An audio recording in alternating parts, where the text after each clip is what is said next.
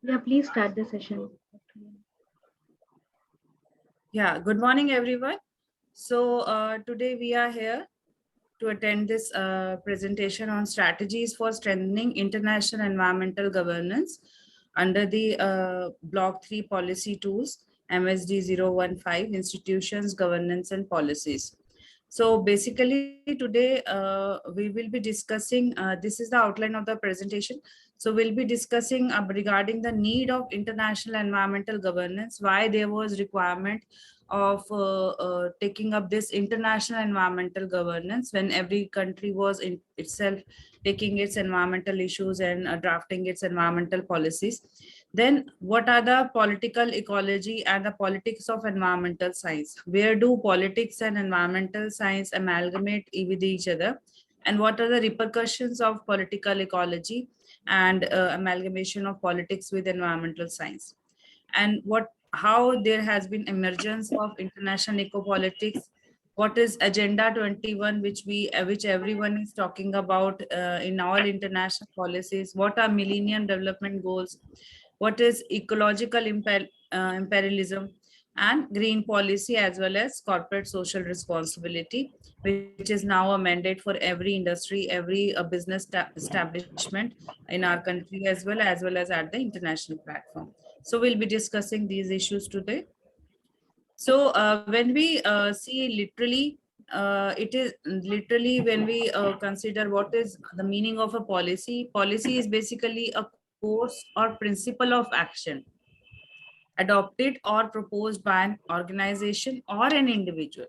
So even if an individual establishes a course or a principle of action, so basically this is not about the action itself, it is not about the decision, it is rather the principle which governs the action. Okay, so for example, if I am doing an activity, I am not accepting any bribe or any I'm not taking part in any corruptive practices. So then my principle is are my ethics. So that principle or that course or principles is called policy. So that is my policy, that I will not take any kind of a bribe, or I will not be indulging in any kind of corruptive practices. So when I make that policy, then I have to abide by it, and my actions will be governed by that policy. So similarly, if I implement an environment policy, then my every activity, my every business plan, or my every establishment, industrial establishment, will be governed by the principles I have laid down under that policy. Okay, so per se, it is not the action or the decision. It is rather the course or principle of action. What defines your action? What kind of actions you take? Again, this is normally if we see actions or decisions, they are basically called procedures and protocols, or standard operating procedures, SOPs you discuss in laboratories and in business establishments, in pharma industry. So those are basically procedures. And when we process there is so the process of making an important organizational or national and international decision is called policy making. Okay, so it can be under now, if you have understood the meaning of policy, and you can please write down all the questions, all the doubts you have in mind while you are listening to my presentation, so that we can discuss those doubts at the end of the presentation. So if you have understood what is the policy, then you will be able to appreciate that policy can be understood and in different aspects. It can be political, it can be environmental, it can be management, it can be financial, it can be related to your administrative decisions, it can be related to your sociological background, it can be related with your water resources, there can be a water policy, there can be an agricultural policy. So there are many different aspects where policy can play its part. So for sustainable development, environmental policies are very important for if we are studying environment, and if we are studying regarding sustainable development. So definitely environment related policies will definitely play their role at all levels, at local, national, as well as global level, as well as regional levels. Okay, So this is basically the policy cycle, how we go about it. First, we set our agenda. So what is our foresight? What problems we see in next 5 years or in next 10 years? Like we have national policy or a national action plan for 5 years or a development plan for next 10 years, 20 years. So every state has, for example, recently we have drafted the Amritsar development plan till 3030, 2030. So for like those examples you have to take, where you have to identify what are the emerging issues in our society and how those emerging issues have to be tackled in future, and how what are the different ways we identify. So when we do that, we formulate a policy and we see what will be the impact of those formulations. Then what will be the adoption, how you will support and advise to regulatory bodies if somebody, if an implementation agency is adopting that policy, how it will go about it. So those things are also again drafted in the policy, or rather they are thought about while drafting the policies, while formulating these policies.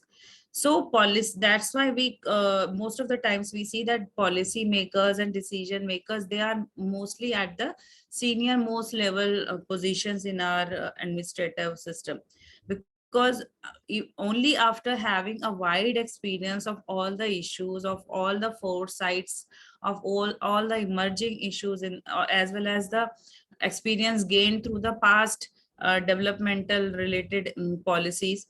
So that experience helps us in drafting policy, and that helps in a successful policy cycle.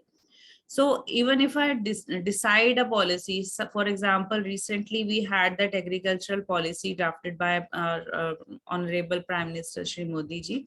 So after that agricultural policy, there were revolts and agitations in many parts of the country, especially in Punjab. And at the end of the day, that policy was revised and that policy was taken back. Why? Because the people, how the people will be adopting it, how the implementing agency will be in tandem with the related aspects of the policy was not even thought in that manner what the people take it to be. Okay, so those kind of things again are a part of policy cycle. Then if you see how they are evaluated and how you have to keep on managing the response, crisis response, as well as provide feedback for updates.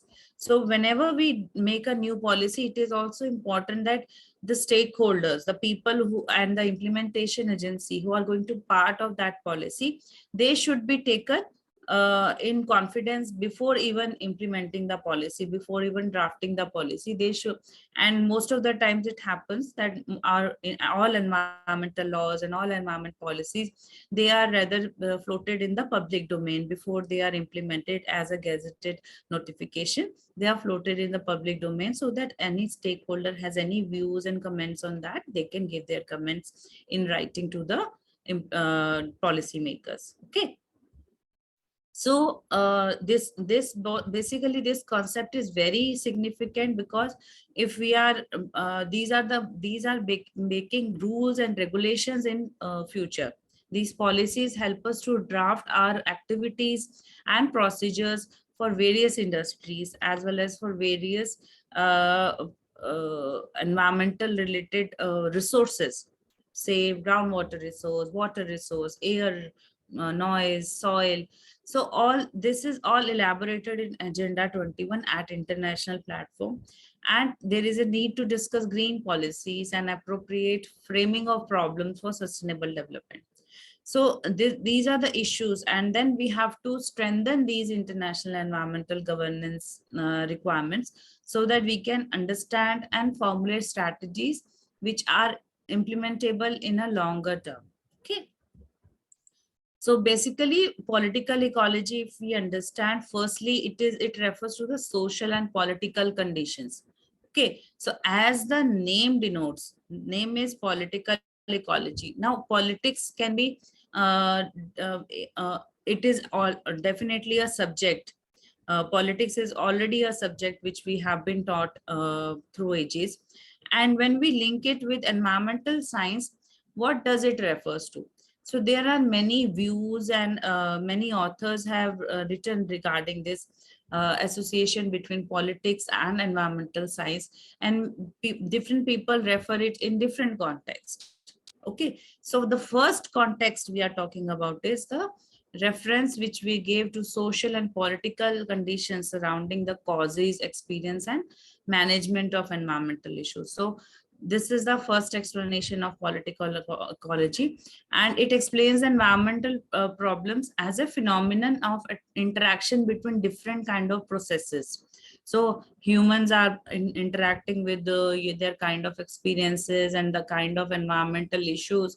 So all this together makes a cocktail of political ecology. Okay, so then there comes politics of ecology. This is the second kind of theory for explaining political ecology. So this basically gives you a sense of political activism. For example, the activism which we see when any major environmental project is coming, and if it is causing damage to the environment, there is much kind of political activism in the society, and people stand up for the rights of environment, for the rights of their land, for the rights of the environmental resources. So this is basically, this gives a sense of political activism in the favor of deep green environmentalism. And basically it criticizes the capitalism as well as the modernity or industrialization and development. So basically this is against the industrial development. Okay, so it is rather a social movement or a green movement. Then thirdly, it is basically a metaphor for the interconnectedness of political relations. Okay, so this is a study in political ecology by Bruce M. Brusset in 1967, and he had written the first book on political ecology. And this book itself had no discussion of biophysical environmental change or conservation. It basically refers, there is an interconnectedness of political relations. So the environment of political relations itself was referred as political ecology. There was no per se mention of environmental aspects, but the relationship of the political associations. Okay. So fourth is the political ecology, when it is defined as more specific analysis of Marxist debates like materialism, justice, nature, capitalist societies, how there should be an equitable distribution of resources in marginalized groups as well as the groups who are developed and educated and civilized. So it is basically a theory which explains how, what should be the order of things, how the environmental resources should be distributed in the society. Okay. And finally, there is a use of political ecology, which basically gives you an idea what are the politics of environmental problems. So there are environmental problems, and as all the forces in our society are interconnected with each other, so similarly politics is also connected with environmental problems. So if there is a debate on what should be the distribution of water resources from in two states in a country, so that will also come under political ecology, especially under this aspect. Okay, this theory where the political forces, conditions, and ramifications of environmental change come together and work as work as force for governing the environmental related policies. Okay. So basically, this how, when did it started? How this emergence of ecological or an eco politics started? So it started in 1970s, and the first publication of the report "Limits to Growth" was given by the Club of Rome in 1972. And this report gave you a very holistic and complete view of how different kind of population growth and food productions and consumptions and industrial processes are going to impact our environment in coming years. Okay, so in coming 10 to 15 years, how these things, how these aspects will be governing, and how these aspects will be rather impacting each other. Okay, so that was discussed in this group, and first, this was the first instance when international bodies realized that there has to be some ecological or an environmental policy at international level. So basically, the publication of a report, Limits to Growth, gave a thirst to awareness, and that the demands of ecology were not just sectorial or local or regional, they have to be international, value based. And in 1970s, the ecological movement became a political movement. Every country at its political level, at its administrative level, at its government level, started initiating policies at international platform.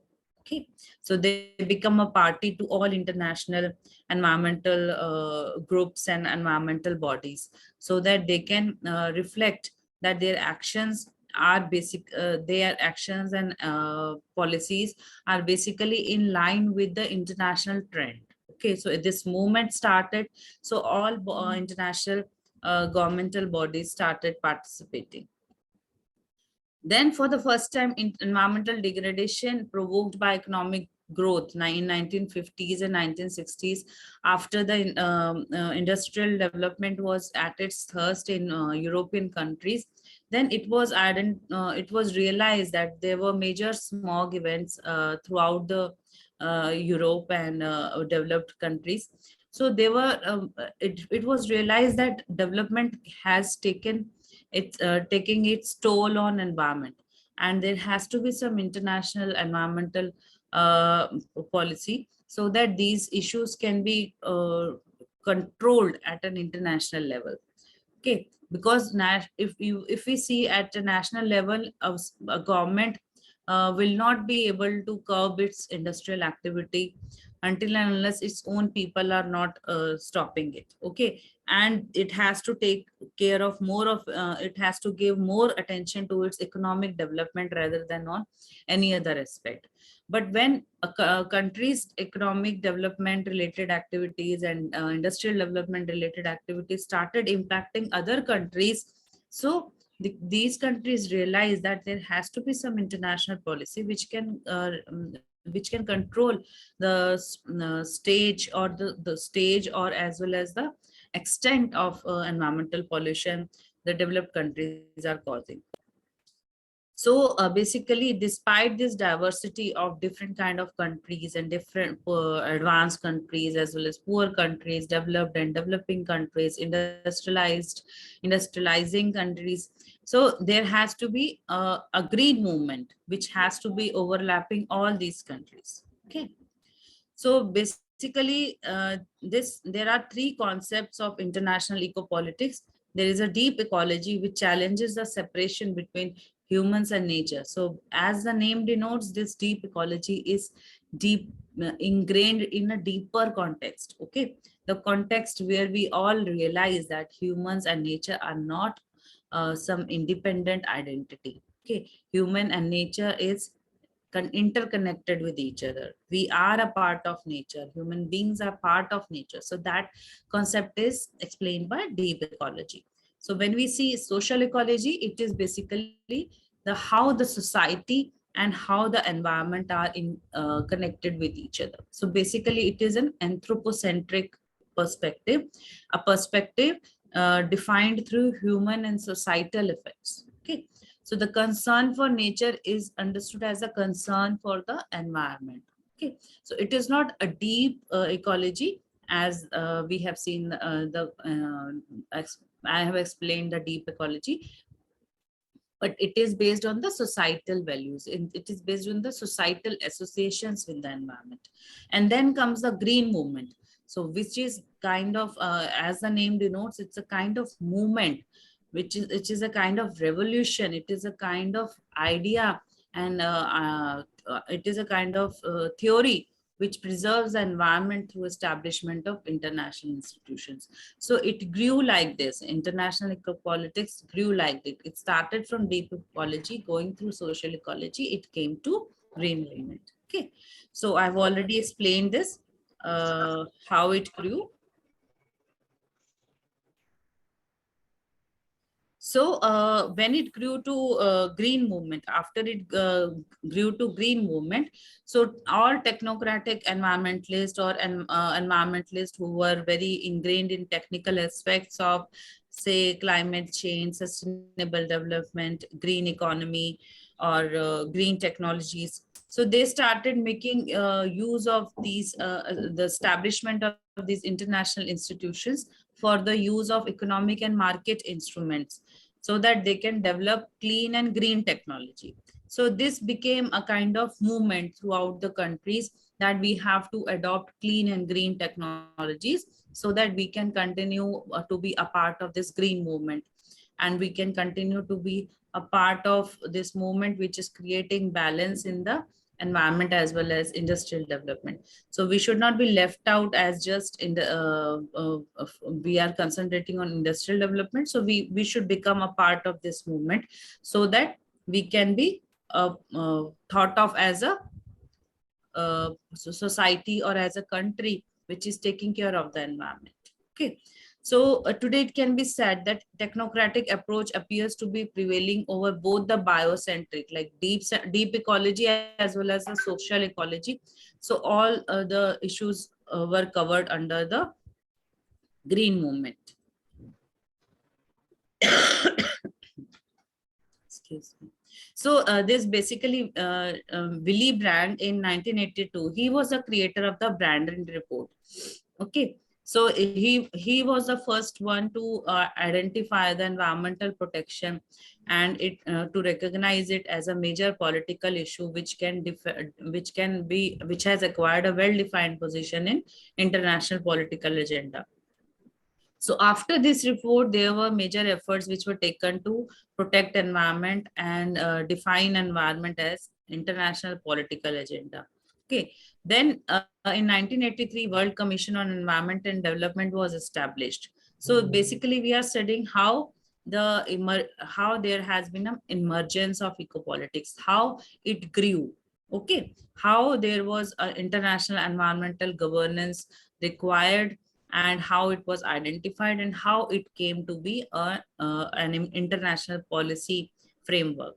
Okay, so the concept of sustainable development was built on this political expression only. Okay, that that the natural resources are in finite quantity and in finite terms, so that we have to ensure that what are the political impacts of potential impacts of economic activities on our environmental resources, so that we can care for those resources and we can conserve those resources for a longer period for sustainable development, so that the development continues for a longer time. Okay, so the Brundtland report also promoted this view on global environmental degradation, how the different kind of activities all around the world are impacting environment, and how it is causing degradation, and how it can be a source of disruption. So if I am establishing an industry which is manufacturing bottled water, or a cold drink industry, or you say I have to make paper, you have to establish a paper industry. So if there is no water and if there is no groundwater, even for the domestic use of the people of that country, how can I establish an industry in that in country? Okay, so there, if those resources are not conserved, it was largely understood that if these resources are not conserved, no industry can sustain itself. Even the basic activities of any industry, even washing of raw material, even packaging of bottled water or cold drink or any kind of, there is no industry which is not requiring water or chemicals or raw material from natural sources. Okay, so even the petroleum industry is dependent upon oil reserves, crude oil reserves, which are derived from natural resources. So all these resources are finite, and if we are not going to take care of them in an environmentally supportive manner, then the potential impacts of our activities are going to impact our own economic development. So when this was realized, there was a concept of sustainable development that came into picture, and everybody is now talking about sustainable development, climate change, and how we should take small steps in our daily lives to conserve them. So if we are talking it at a local level, at an individual level, there has to be an international policy as well. So the United Nations Conference on Environment and Development came in 1992, and it was held in Rio de Janeiro, and most of the people are already aware about these issues. So 28 years after that conference in 1970, after the conference of 1972 Stockholm conference, this conference took place in Rio de Janeiro. So there was, after Rio, the environmental considerations become incorporated into development. Okay. So there was a kind of global bargain which was struck in North and South countries. So basically all of them were desiring to achieve a total, truly global economy. Okay. So they have depicted that we have this principle, and we are ready to guarantee growth and better environment for coming generations.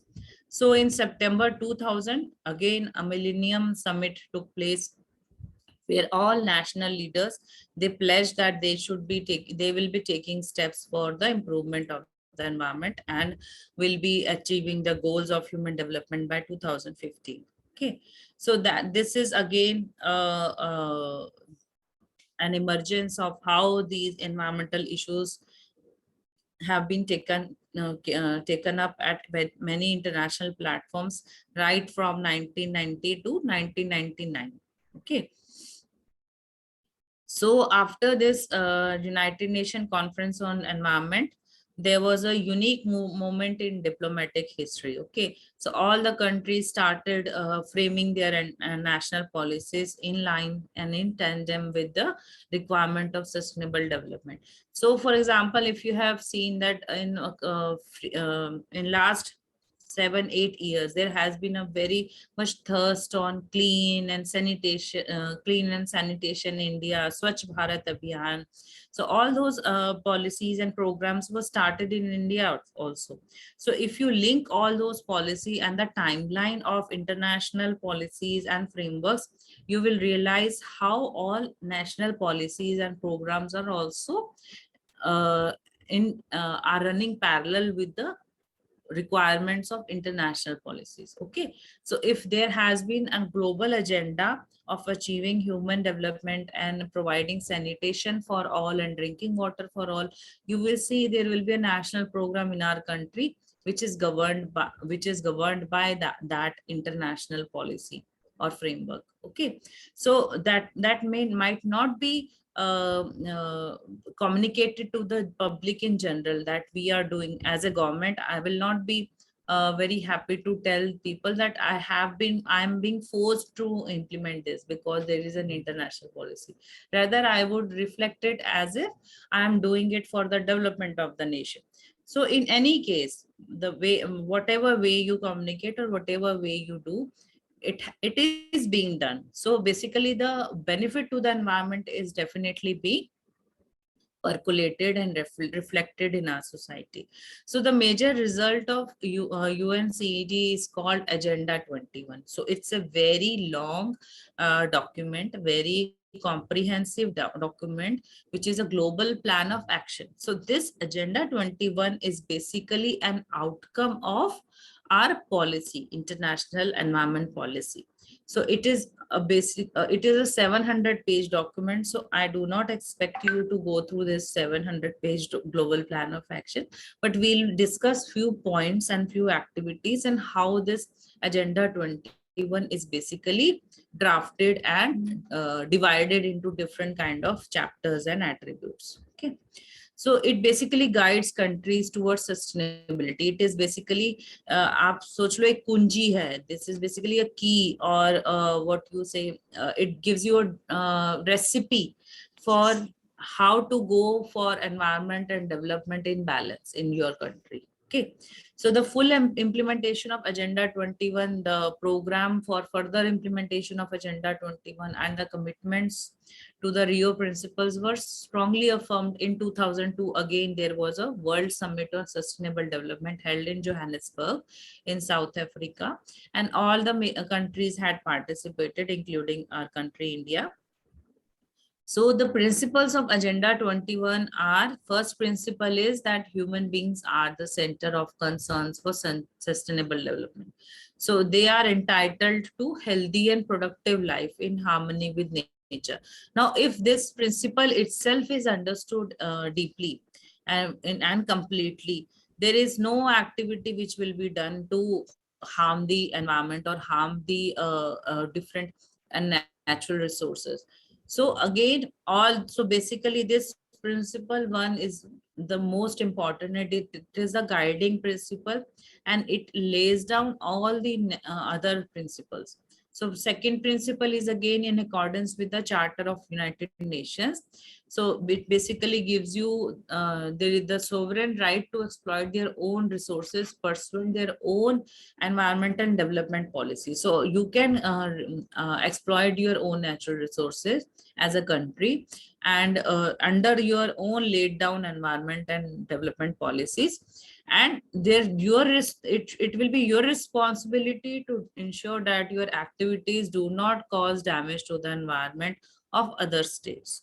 Okay, so the basic principle, the second principle is what I told you earlier, that when in 1950s and 60s industrial development was at its peak, so the major environment pollution episodes started, and the countries which were taking up industrial development at a larger level were impacting environment of other countries.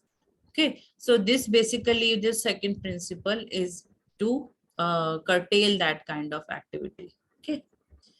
Then principle three is the right to development must be fulfilled so as to equitably meet development and environment needs of present and future generation. Because this is basically defining what you say sustainable development. Okay.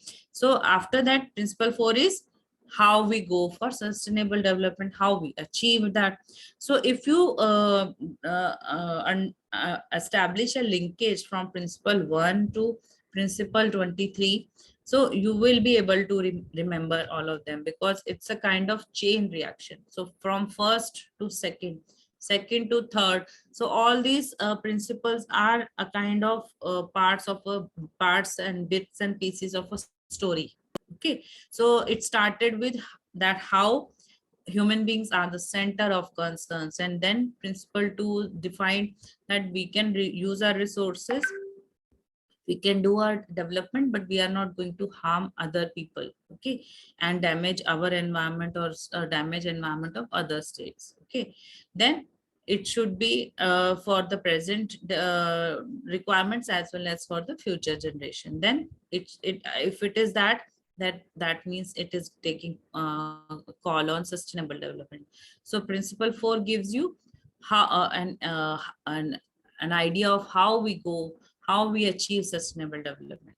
Then principle 5 tells you what is an essential task for eradicating poverty, because if you are talking about sustainable development, then you have to talk about the equitable distribution of resources among every part of population. Okay, and in order to decrease the disparities in the standards of living, you have to eradicate poverty. Okay, so principle 6 gives you a special situation where needs of developing countries, particularly least developed, have to be taken care of. So if we are talking about poverty and eradication of poverty, definitely principle 6 is required. Okay, so if principle 6 has to be in action, that international action in environment and development should be there to address needs and interest of all. So in principle 7 has to be there, global partnership has to be there.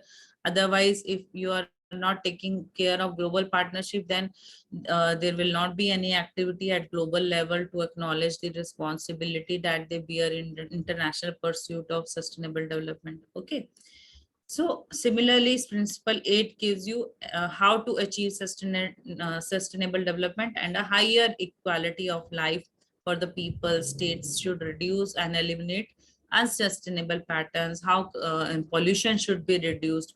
Now, if pollution has to be reduced, there has to be exchange of scientific and technological knowledge. That is in principle 9.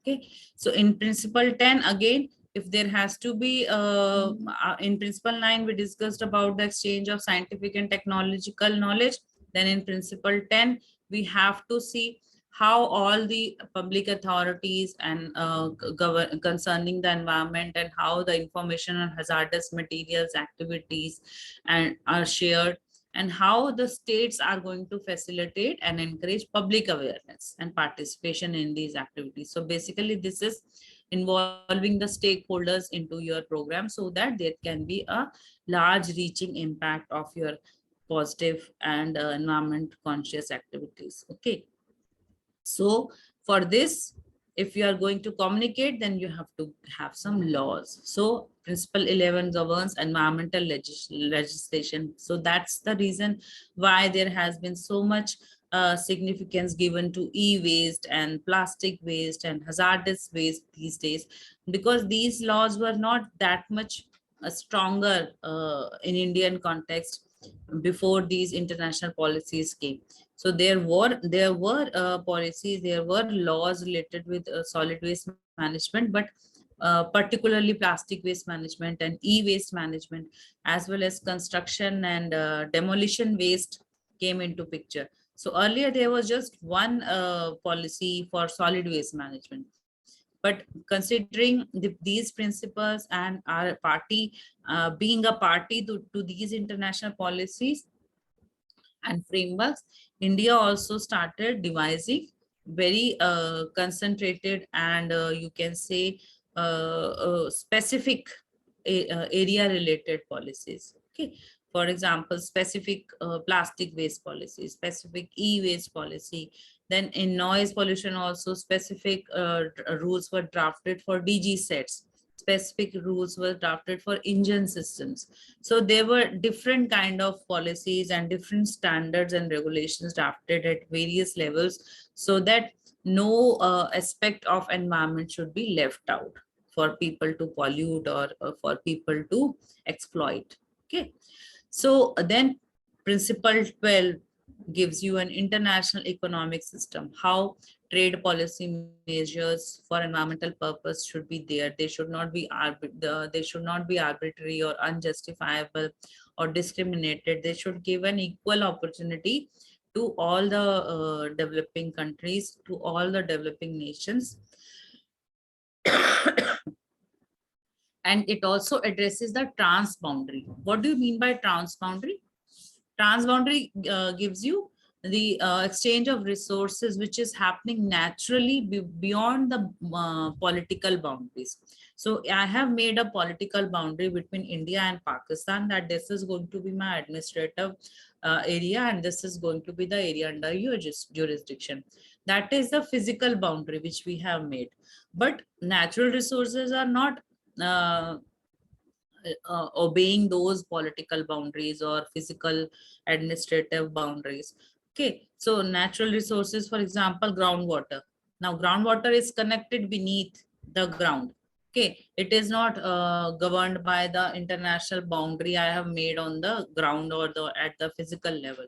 So it is interconnected. Our river basins are interconnected. My air canopy is interconnected with all nations, be it Bangladesh, be it Pakistan. So I cannot define my air that this boundary, beyond this boundary my air cannot go. So there are some resources which are transferable and which go beyond our national defined political boundaries. And these resources are governed under transboundary or global environmental problems. So if I have to ensure that, for example, my groundwater, if I am going to extract too much groundwater in one part of my country near the boundary of Pakistan, so the people who are at the downstream level in Pakistan, they will not be getting enough groundwater resource.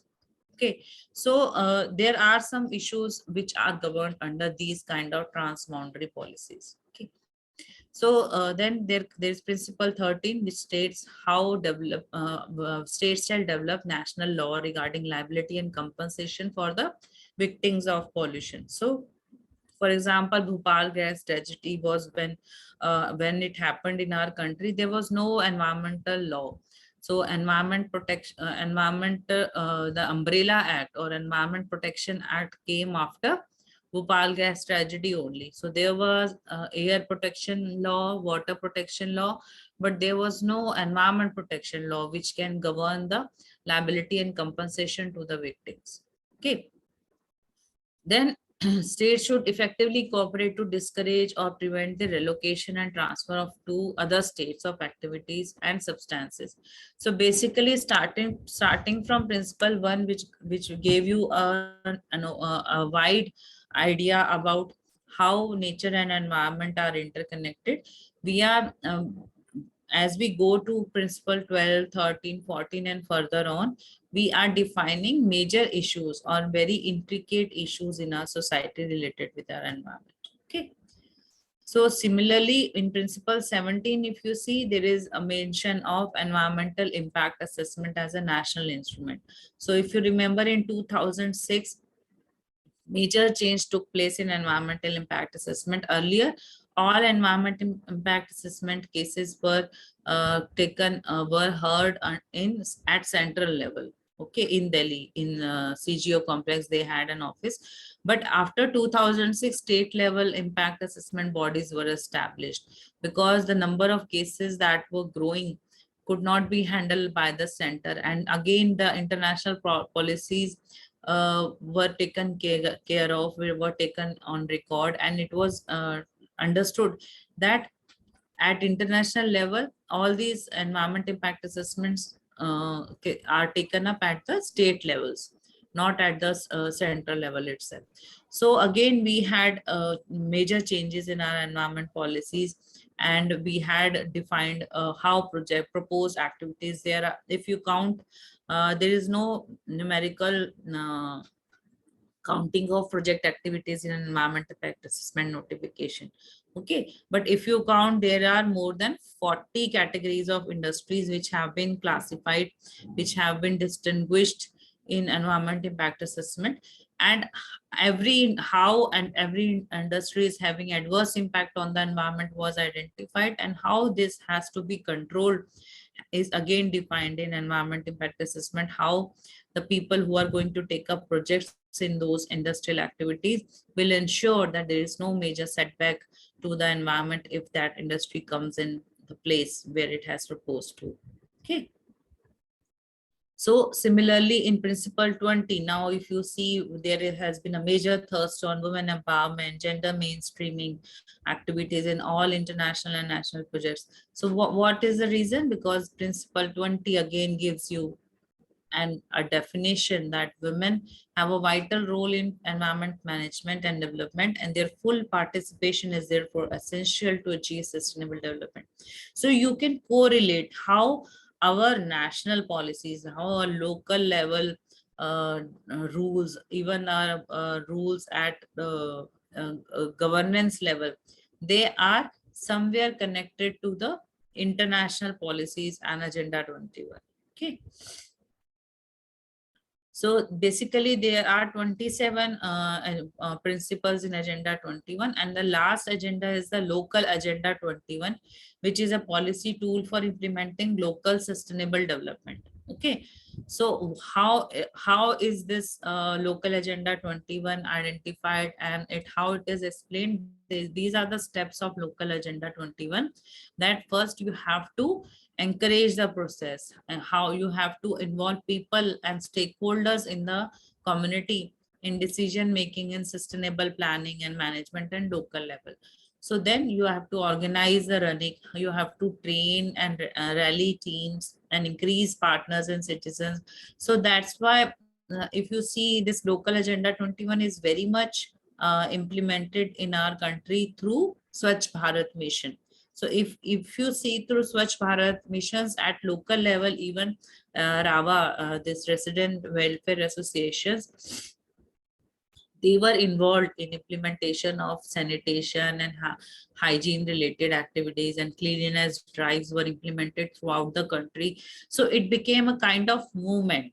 Okay, so everybody started appreciating why cleanliness, why sanitation, why hygiene, why management of solid waste is so important for keeping our society free from diseases, free from infections. Okay, so basically it formulates all kind of activities starting at the local level, then organizing the parties and stakeholder teams to concentrate these activities at local level, then defining strategic themes, making action plan, applying the action plan, measuring the effects of action. So all these things are being done. Now this Swachhta Sarvekshan Abhiyan, if you see. So in Sarvekshan also, in basically they evaluate which state is ranking at first level, which state is ranking at second level. So basically they are encouraging all cities and states, and they are imbibing a competitive spirit between different states of the country so that they can compete with each other, they can exchange ideas, they can involve their stakeholders, they can involve their uh, residents of state into these activities. So this is the best example which I'm giving you for explaining local agenda 21. Then there are Millennium Development Goals, and you are already aware that in September of 2000, that largest gathering of world leaders took place in Millennium Summit at United Nations headquarters in New York. So there 189 representatives took part, and all the leaders by 2015. Now it was introduced in 2000, and but in 2015 all leaders pledged that the world would achieve measurable improvements in the most critical areas of human development. So the United Nations Economic and Social Council, which is basically a principal body for coordination of all policy related measures and dialogues and recommendations. So this has been vested the responsibility of taking follow up of what are the achievements of Millennium Development Goals, and how the annual ministerial review is taking care of these achievements of Millennium Development Goals. So basically there are 8 goals, and there are important attributes to be achieved by 2015. So goal 1 is to eradicate the extreme power and hunger. So basically these goals are again defined through different kind of targets. Okay, so in terms of which are basically quantifiable, these targets can be quantified, and therefore they can be easily achieved if all the countries go for it. Okay, then goal 2 is achieve universal primary education. Now you must have seen in 2015 there was major thirst on education for all, and then promoting gender equality and empowerment of women started. So all the international projects which are implemented in our country are now taking care of these issues. There is a specific mandate for identifying gender related issues in any state, in any region, before taking care of any development activity. So this is in Asian development projects, or in our national level projects also. In many government departments, gender budgeting has been introduced. So they have to give special mention and special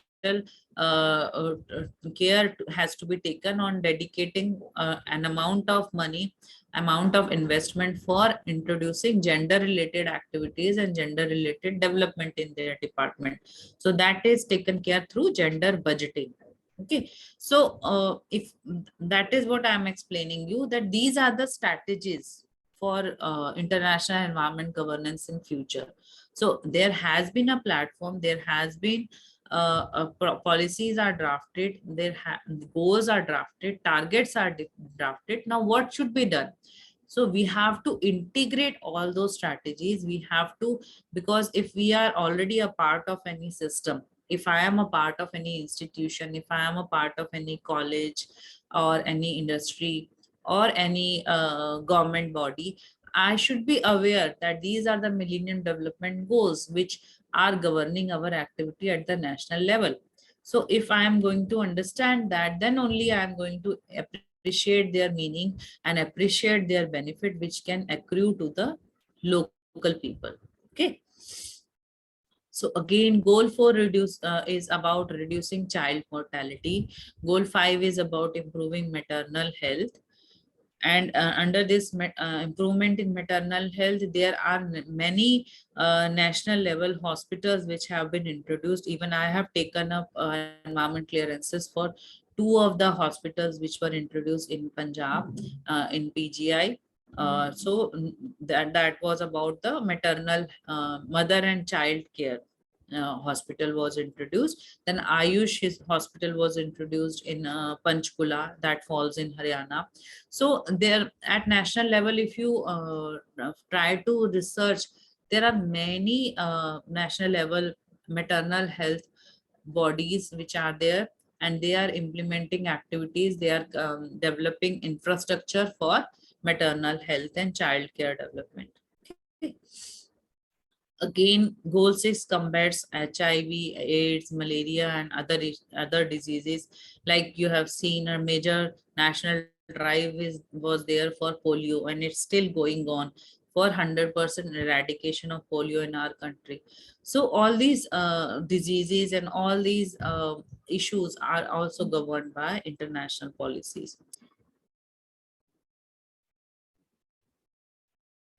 So if you see what are the disparities, now we have seen what are the different kind of sustainable development goals that are defined. Millennium Development Goals are there, Agenda 21 is there, and all major environmental policy frameworks are there.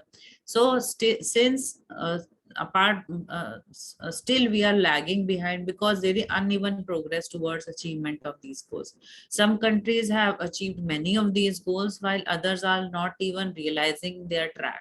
Okay, so in India also the only just 8 to 10 years back also only we have realized this, we have to be in tandem, or we have to run parallel to these international policies. Now in China, if you see, so their poverty has reduced from 452 million to 272 million. Population is left only under you will say below poverty line. But in India, due to clear internal and external factors of population and economic development, this has not been the case. Then in sub-Saharan African regions, they yet have to make any drastic changes. So in major developing countries, there are major disparities in achievement of these Millennium Development Goals, and it is a major setback and basically a hurdle in achievement of these Millennium Development Goals.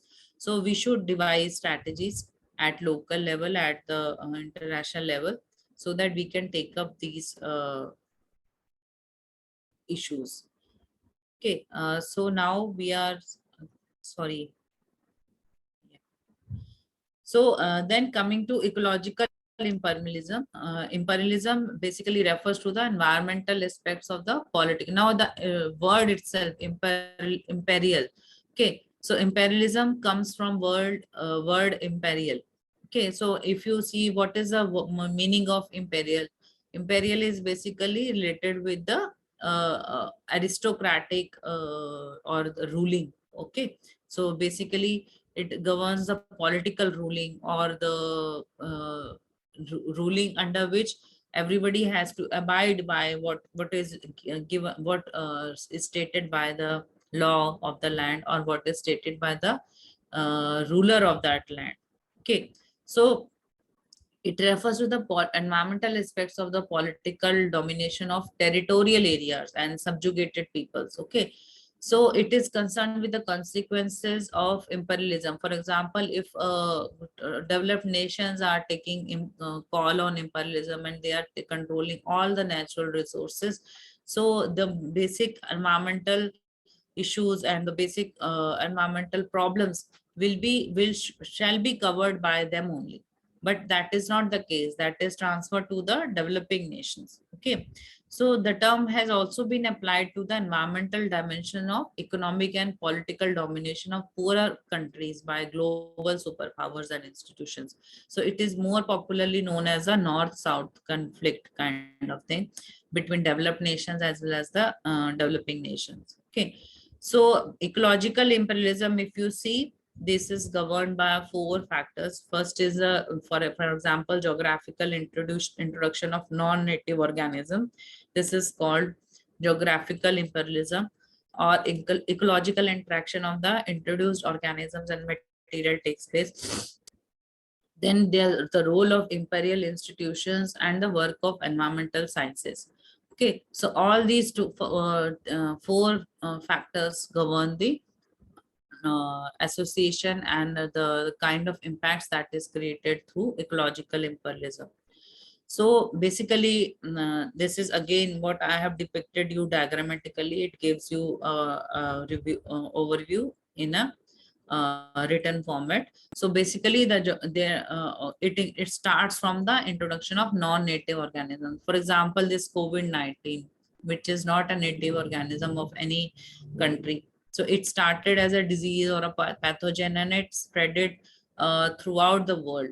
So there has been a transfer of toxic waste, nuclear contaminants, hazardous materials, hazardous oils. So all these things again are included in the non-native organisms. And when it interacts with the organisms and materials of a country, they cause environmental degradation. And how this environmental degradation is controlled, there comes the role of imperial institutions. Okay, so basically this is the concept of ecological imperialism, and how we can use these ideas as an environmentalist, as an environment professional, and resist this imperialism, so that there can be a common platform for development, a common platform for environment protection for all. Okay. So again, there is a green policy. Then how, as the name denotes, green. Now, green is basically these days, this term is being popularly used for anything which is related with environment. Now, if I am wearing a green color t-shirt, that doesn't mean that I am propagating a green policy. Okay, so it has to be ingrained. It has to be connected with some kind of environment protection, environment consciousness. Otherwise, it cannot be called a green policy. Okay, it is very popularly used. It is very inadvertently used anywhere. So that people can think that we are environment conscious organization, but that is not the case. It has to be practically implementable. So basically, political ecology is about the business of harmonizing the relationship between the human species and rest of the world. And green policy is basically a statement. It is a written statement that my organization is clearly indicating what kind of activities, what kind of values, what kind of ethics it has for environment and sustainability related issues. Okay, so any organization, any institution can draft its green policy, and it should contain measurable objectives. So if you are drafting a green policy, there is a special subsection in ISO 14000 where there is a special mention on what should be included, whether when you are drafting a policy, environment policy for you. So environment policy and green policy are can be are replaceable terms if they are taking care of the action points on our practical steps to meet the objectives of their sustainable practices. Okay, so we have to first identify the indicators. What points should will be indicating that I am environment friendly and my industry is environment conscious. For example, if I am manufacturing any clothing, I am a clothing line and I am manufacturing jeans. So my objective will be that specific consumption, the consumption of water for production of each gene should be lowest, and I should reduce this water demand by 5% every year. That will be my target. Okay, so indicator will be reduction in the quantity of water for unit production. Okay, and then I'll be for every year I'll be reducing 5%. So it is a kind of timetable. It will help me in monitoring what I have projected, what I have proposed is being implemented or not. So this is a kind of example I'm giving you.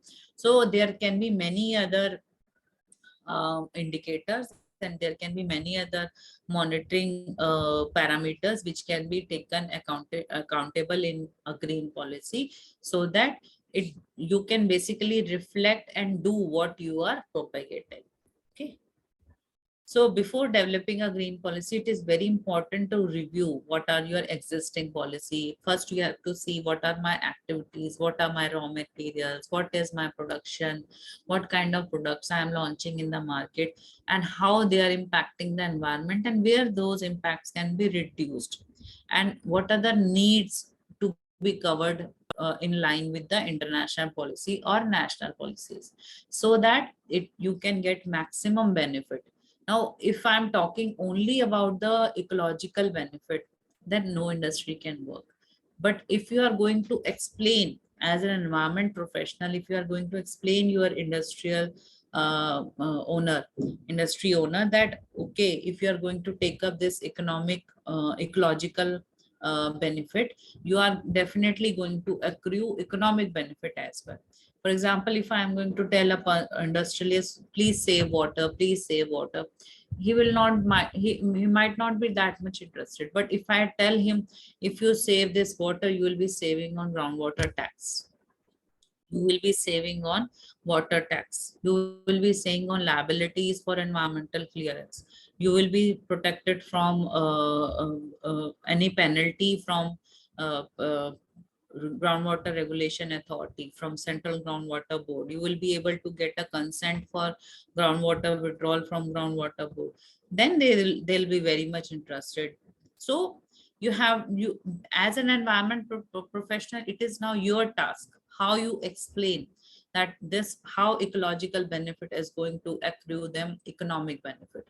And if you are going to link these two in any context, then definitely you are a successful environment consultant, you are a successful environment professional, because you will be able to achieve what you want to achieve for the benefit of the environment without any pursuance, without any pushing at the industrial level. Okay, because they will be definitely happy to abide by what you are guiding them.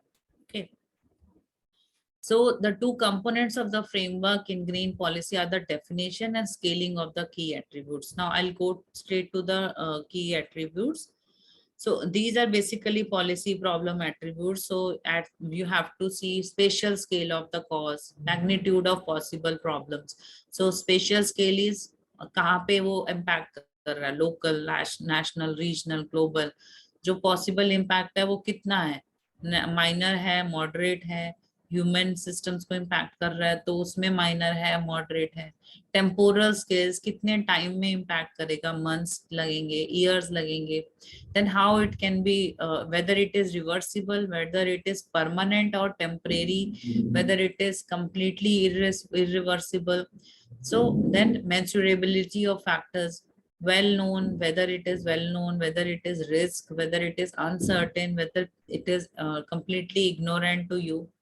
Then degree of complexity, the nature of cause, then relevance to the polity, then tractability, whether you can track these, whether there are sufficient instruments for monitoring, whether there are sufficient technologies to track it, whether people are concerned, public concern is there or not, whether there is concern in the local department, municipal corporation, or the people who are residing in your vicinity of the project. So whether there are any state level goals, existence of goals is there. So these are all policy problem attributes, and what are the scales at which they have to be described. So when you are aware of all these issues related with your industry, you will be definitely able to devise a very impactful green policy. So these are again policy problem attributes at three levels. There are macro problems, there are meso problems, and there are macro problems. Okay, so micro problems are where the problem attributes can be placed at the lower end of the scale. Okay, so these are basically day-to-day challenges of policymakers. Then meso problems are basically significant and prominent in public agenda. So public can basically identify and you are going to be answerable to public domain on basically on these problems, because they are not micro, they are meso problems, and they can be identified at a through impact assessment procedures, through national air pollution emission standards. So people can check on these issues. So that's why they are called meso problems. And then macro problems are the very big issues of sustainability, and there has to be a combination of many lower order aspects as well as many higher order aspects to check. For example, climate change is there, so it's a very big issue. Neither you can check it at micro level nor you can control it at meso level. So those kind of problems are attributed under macro problems. Now coming to corporate social responsibility, basically this is, as the name denotes, corporate social responsibility. So if you break these three words, corporate, it is basically pertaining to all corporates, all industrial establishments, all establishments or institutions which can come under the corporate sector, which call themselves a corporate institution or a corporate in the industry. Okay, so they basically in international terms they have defined that there has to be a voluntary commitment of a firm. So all MNCs, major national companies, multinational companies, they have to abide by these CSR rules and guidelines. Only then they can be working in their international platform. But at national level as well, every industry, every corporate sector has to dedicate at least 2 to 4% of their profits to the society related activities, to the social development related activities. And under social development, environment is also a part of environment and social responsibility. So recently there has been a change.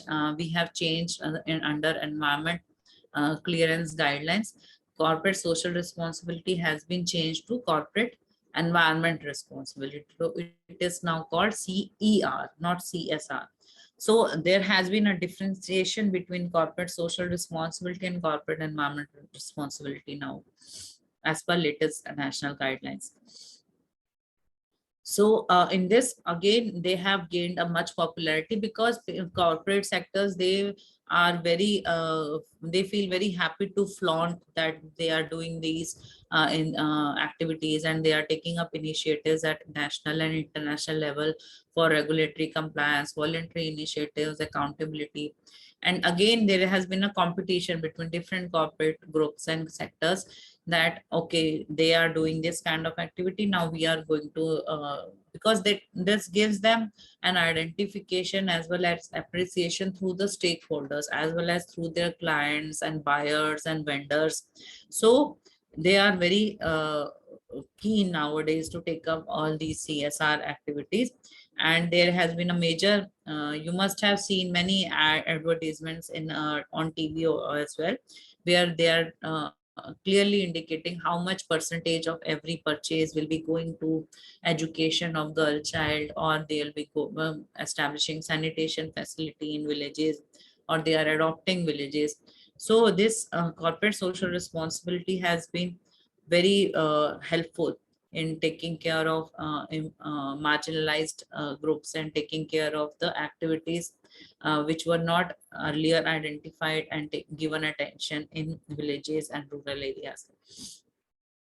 So basically, the way to move forward is that we have to identify the current institutional structure, and it needs to be taken care of that Africa and other countries which are not taking part of international developments or international policies should be taken in charge and should be helped and supported to to take care of these environmental policies in their national and local level development. Okay. So there has to be an equal emphasis on three pillars of sustainable development, all environmental, economic, and social. And these, and among these pillar, environment pillar is the weakest.